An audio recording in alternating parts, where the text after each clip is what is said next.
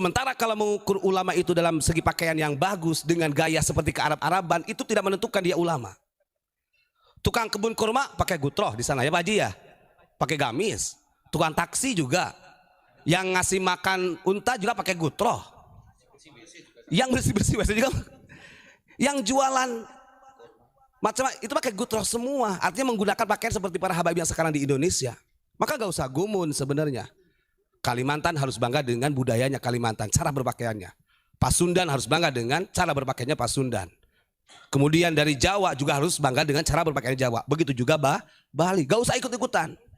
Kedustaan terbesar dari Bani Alawi dan Ba'alawi. Ini saya pisahkan pemahaman Bani Alawi sama Ba'alawi.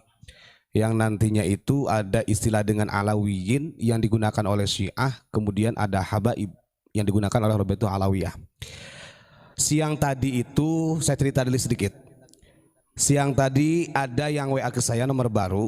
Dia, Assalamualaikum Gus Ubad katanya. Saya subscriber Ponpes Unik Nusantara. Saya selalu mengikuti. Ini ada artikel yang perlu bisa dibaca oleh warga Nahdiyin sebenarnya. Saya bilang artikel apa, dikirimilah artikel tersebut. Ternyata adalah statement yang dikeluarkan oleh katanya Master Nasab kelas dunia. Yang namanya ini Kiai Haji Hasan Al Idrus. Nah ini tak ceritain dulu guys. Nah santai dulu Gus, jangan biar masyarakat paham. Setelah saya baca artikelnya, ternyata mereka ini dari organisasi ABI namanya. Organisasi ABI itu adalah singkatan dari Ahlul Bait Indonesia. Dia punya website, mereka punya channel YouTube. Yang selama ini banyak warga masyarakat Indonesia yang tidak paham pergerakan mereka karena masif.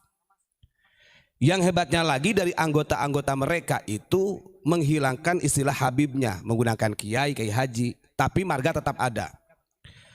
Kebetulan yang sekarang menjadi ketua umumnya ABI, organisasi Ahlul Bait Indonesia, ini sekarang sudah menjadi lembaga ternyata. Itu namanya adalah Habib Zahir Yahya. Itu kalau di catatannya mereka ini ada nih, artikelnya punya. Mereka menggunakan Kiai Haji.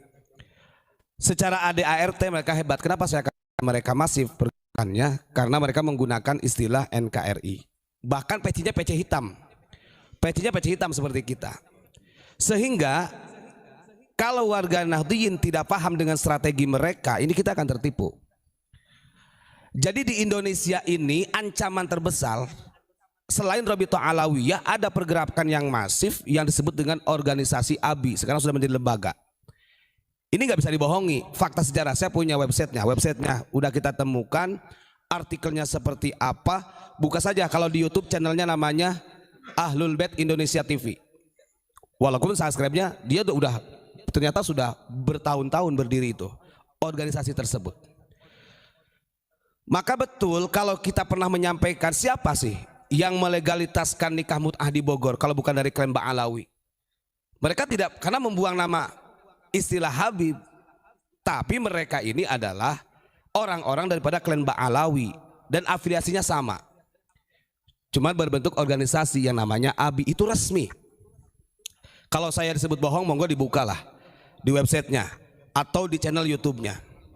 Bahkan setiap peringatan Asyura Karbala itu mereka mempraktekkan hari Karbala seperti yang diadakan di Timur Tengah sana. Dan ini harus hati-hati. Nah kemarin ketika ada salah satu muhibbin yang membela mati-matian dari keabsahan nasab ini, dia keceletot lah bahasanya. Dia mengungkap ada salah satu master nasab kelas dunia yang namanya Ayatullah Habib siapa gitu. Ingat, ini istilah, gak bisa harus kita menjadikan kata kunci, keyword lah. Ada istilah Ayatullah, itu istilah-istilah para imamah, para pemimpin-pemimpin Syiah.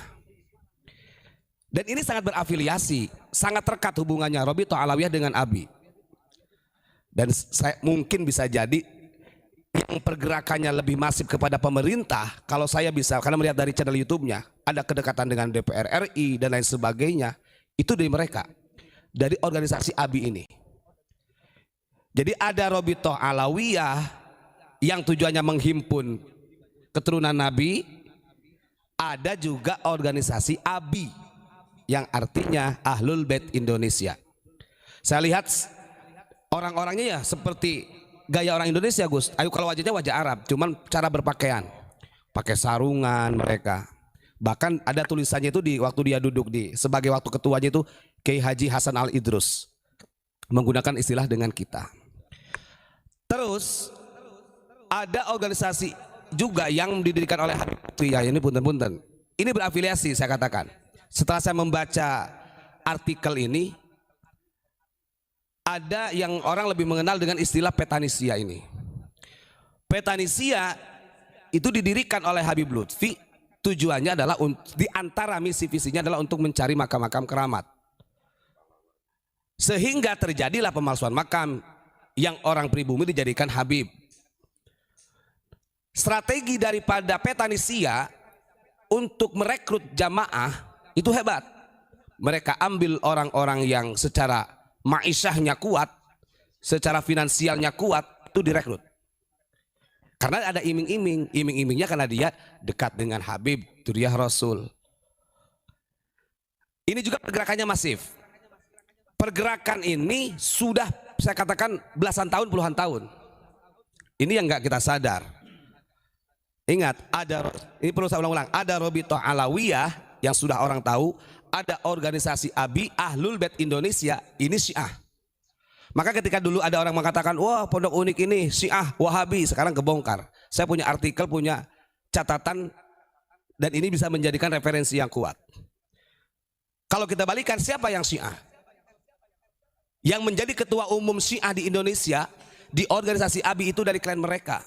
Sekarang adalah Habib Zahir Yahya bin Yahya, beliau di Jakarta. Sebelumnya adalah Kiai Haji Hasan Al Idrus. Sejak kapan Al Idrus jadi punya pangkat Kiai Haji? Ini pergerakan masif. Maka jangan salah, ketika Robitoh Alawiyah kita bongkar sedemikian rupa, maka sampai ke akar-akarnya yang berafiliasi akan kita bongkar. Itu penting. Bila perlu presiden nanti yang baru mendengar catatan kita, mendengar suara kita. Ini kalau dibiarkan, nanti afiliasinya banyak. Cobalah, sebentar lagi akan terbuka. Ketika orang mengatakan kita ini adalah pembenci, sehingga kita ini adalah Syiah. Yang hebatnya lagi itu, si ketua ABI ini, organisasi Ahlul Bait Indonesia, mengatakan begini, dalam hal ini saya berstatement untuk melawan orang-orang pembegal nasab atau orang-orang yang tidak percaya kepada Habib sebagai Rasulullah. Saya tidak mengatasnamakan Syiah di sini. Saya tidak mengatasnamakan Sunni atau Syiah, tapi ini adalah menurut pakar master nasab dunia. Dia begitu, karena dia takut. Kalau dia mengatakan identitas dirinya dari Syiah, ya kebongkar. Kan begitu. Ingat ya para pemirsa, ini tak tunjukin ini. Dari mulai berdirinya nih saya. Ada logonya. Logonya seperti ini nih, Pak. Pas aku bisa di zoomin, Pak. Ini logo penting. Nah ini. Jadi dia masih berbentuk organisasi, tapi sekarang sudah lembaga. Dulunya organisasi, sekarang sudah lembaga. ABI namanya. Ahlul Bait Indonesia. Jadi tapi cuma bedanya begini. Kalau di organisasi ABI, Dzurriyyah Nabi disebutnya dengan Bani Alawi, Alawiyin. Nah, kalau untuk di Robitoh Alawiyah itu Ba'alawi, sebenarnya sama-sama aja. Sebutannya dengan Habib. Makanya dulu saya pernah menyampaikan, dengan kurunnya Dzurriyyah Rasul ini ada istilah yang berbeda. Kita pernah menolak, jangan disamaratakan Ahlul Bait ini adalah Habib, Ahlul Bait ini adalah Alawiyin. Saya nggak pernah, nggak sepakat kalau itu. Karena kalau Habib, kalau Alawiyin ini istilah. Habib ini kan istilahnya ini dari Yaman. Kalau di Indonesia dengan adanya RA Robitoh Alawiyah. Kalau Dzurriyyah Nabi dengan istilah Alawiyin itu adalah kelompok-kelompok Syiah. Sementara yang masuk ke Indonesia itu bukan dari Alawiyin ataupun Habaib, tapi dari As-Sayyid dan As-Syarif. Nah ini nggak bisa kita samaratakan sebagai Ahlul Bait. Ini kan masih kekeh mereka, ini masih memproklamirkan dirinya sebagai Ahlul Bait. Yang jelas perlu saya tegaskan, yang namanya Syiah dengan keberadaannya organisasi ABI itu Ahlul Bait Indonesia, bukan nanti di channelnya ada Ahlul Bait Indonesia TV, ini sangat punya hubungan erat dengan Rabithah Alawiyah. Kenapa tidak? Wong mereka satu marga. Ada Al-Idrus, ada Al-Muhdar, ada bin Yahya. Sama sebenarnya. Makanya ketika orang Muhyiddin mengatakan kita Syiah, nah ini tertawa sekarang saya. Karena sebenarnya mereka Syiah sendiri. Na'udzubillahi min dzalik.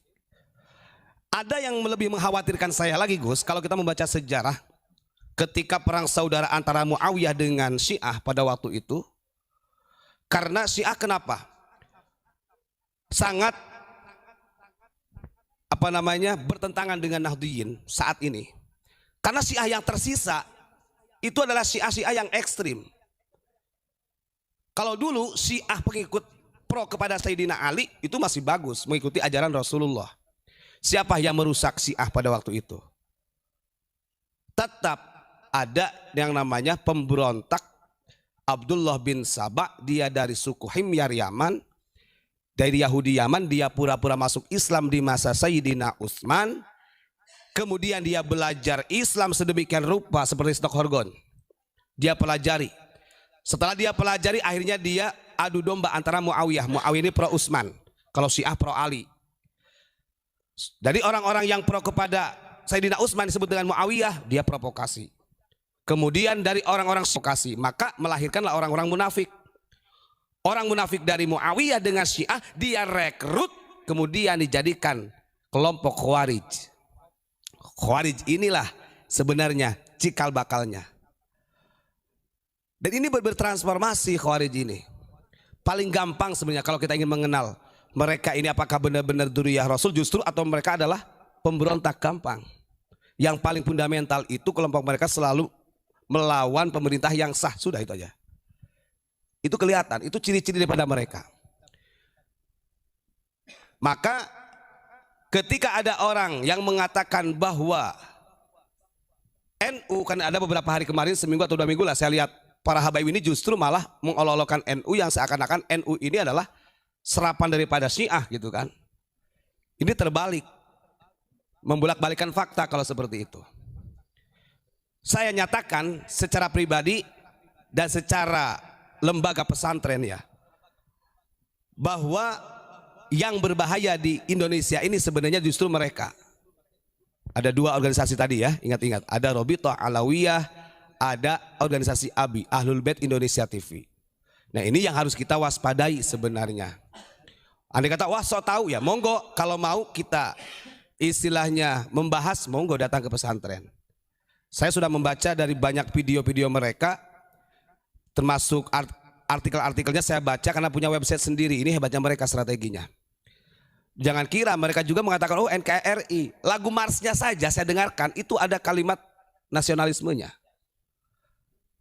Ini kalau kembali kepada dunia perpolitikan, PKS itu emang enggak nasionalis, dulunya enggak, sekarang dia tetap jadi nasionalis. Padahal kalau melihat secara ADART-nya dulunya boro-boro nasionalis.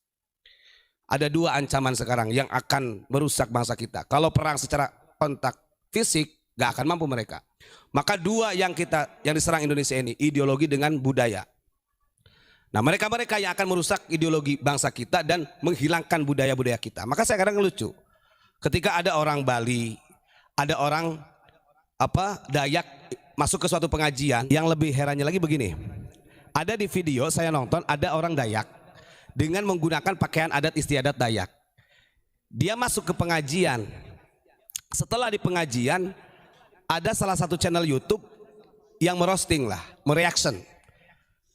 Nah orang yang mereaction itu adalah orang-orang dari Muhyiddinnya Bang Alawi. Dia mengatakan wah gak sopan itu, masa masuk kepada pengajian kok menggunakan pakaian seperti itu, tidak mencerminkan Islam. Kan kalau orang-orang Dayak kan pakainya kan seperti itu. Ada di telinganya itu anting-anting.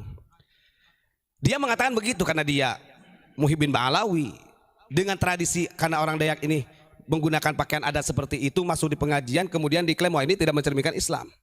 Saya tanya, pakaian Islam yang sebenarnya yang bagaimana? Justru ketika Anda mengatakan bahwa pakaian yang digunakan oleh para habaib dengan imamah yang besar, gamis yang panjang, itu bukan cerminan pakaian Islam. Orang Yahudi dulu juga boleh begitu. Artinya tradisi juga mereka.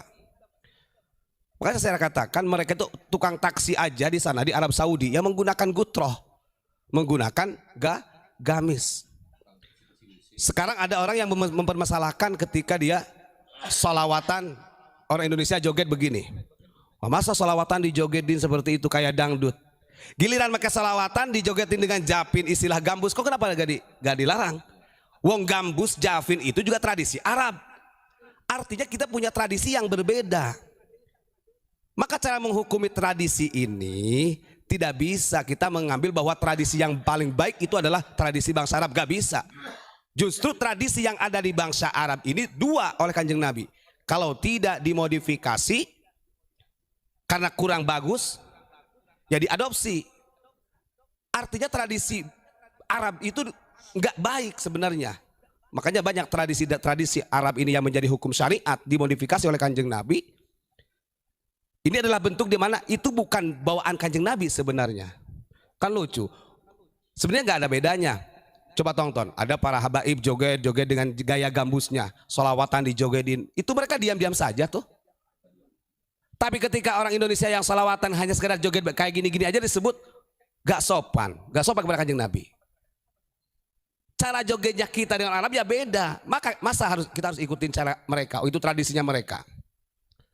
Nah ini sebenarnya kegagalan nalar dari bangsa kita. Masih banyak para muhibin yang mereaksi seperti itu. Makanya saya kok bisa-bisanya ya orang ini mengatakan ketika ada orang dari Kalimantan karena menggunakan pakaian adat kemudian dia duduk di majlis dikatakan tidak sopan, tidak layak. Itu tradisi kita loh. Masa disuruh pakai gamis, pakai gutroh. Di sana itu loh ngapunten. Yang tempat lokalisasi kamu lihat. Mana di Arab itu yang paling banyak tempat lokalisasi itu? Selain Riyadh saya, Dubai. Makanya kita tahu Dubai. Coba Anda lihat di Dubai itu kalau di diskotiknya Dubai pakai gutroh semua, jabe, sampai joget-joget begitu. Serius. Itu tradisi mereka loh. Masa kita mau? Maka nggak bisa. Maka betul kata Kanjeng Nabi, sayati zamanun ala ummati alladzina la ya'rifunal ulama illa bi thawbin hasanin. Di akhir zaman nanti itu kata Nabi, banyak orang yang tidak mengetahui ulama yang sebenarnya. Mengukur ulama itu dalam segi pakaian saja. Sementara kalau mengukur ulama itu dalam segi pakaian yang bagus dengan gaya seperti ke Arab-Araban, itu tidak menentukan dia ulama. Tukang kebun kurma pakai gutroh di sana ya Pak Haji ya. Pakai gamis. Tukang taksi juga. Yang ngasih makan unta juga pakai gutroh. Yang bersih-bersih juga. Yang jualan macam itu pakai gutroh semua. Artinya menggunakan pakaian seperti para habaib yang sekarang di Indonesia. Maka gak usah gumun sebenarnya. Kalimantan harus bangga dengan budayanya Kalimantan, cara berpakaiannya. Pasundan harus bangga dengan cara berpakaiannya Pasundan. Kemudian dari Jawa juga harus bangga dengan cara berpakaian Jawa. Begitu juga Bali. Gak usah ikut-ikutan.